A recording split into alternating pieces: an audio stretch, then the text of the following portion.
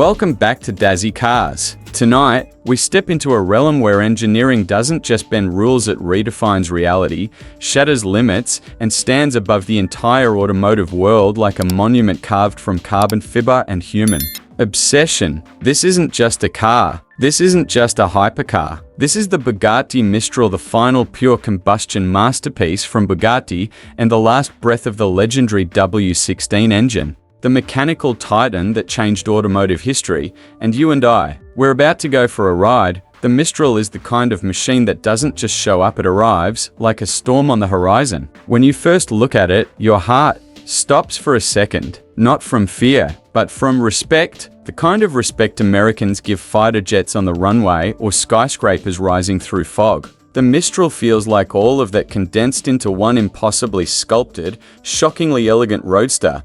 Now let's talk about the exterior. Because the Mistral is not built to just be seen, it's built to be studied, like a piece of sculpture that happens to crush every performance benchmark ever recorded. Low, long, and carved like a blade, the Mistral looks as if the wind itself shaped it. Every vent, every curve, every surface is designed with purpose. Bugatti doesn't do decorative. They do functional beauty, and the Mistral is their MIC. Drop. The horseshoe grille up front is wider, angrier, hungrier, braced by razor-sharp LED light blades that look like they're slicing through the darkness even while the car is parked. And the roof? Well, there is no roof. The Mistral is a full open-top hyper roadster, the loudest, rawest, wildest way to experience the W16. This thing doesn't whisper freedom, it screams it, walking around the side, those massive intakes lean forward like the gills of a restless beast. And the rear? Good lord. The rear looks like the afterburner of a spacecraft,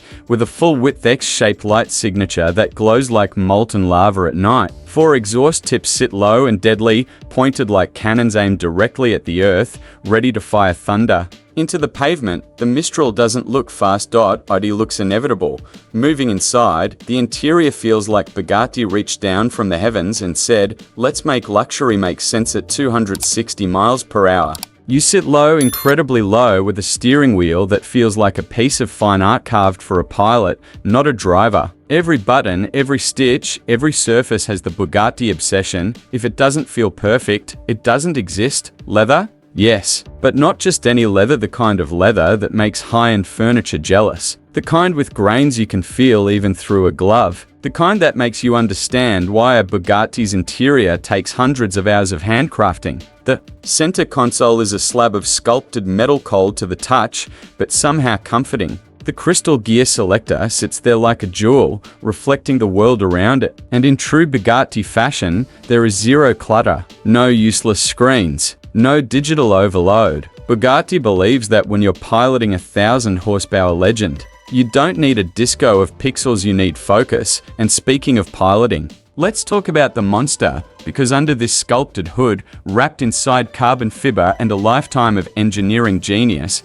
lives the final evolution of the 8.0-litre quad-turbo W16, pushing out a brain-melting 1,577 horsepower. Let that number sit with you. Because the Mistral is not just fast, it is one of the fastest open-top cars ever built. Press the accelerator and the world doesn't blur. It folds. The horizon doesn't approach. It's dragged towards you forcefully, violently, with a sound that could open a rift in the sky. The W16 doesn't roar like a V8 or scream like a V12. It produces this thunderous mechanical hurricane, a deep and violent surge of air, fuel, and fury. Bugatti calls it the final road-going W16. I call it the closing chapter of an engineering legend. Handling? Shockingly calm, shockingly controlled. The Mistral is not a wild animal, it's a trained apex predator. At high speeds, the car plants itself to the asphalt like it's made of magnets. The steering feels heavy in all the right ways.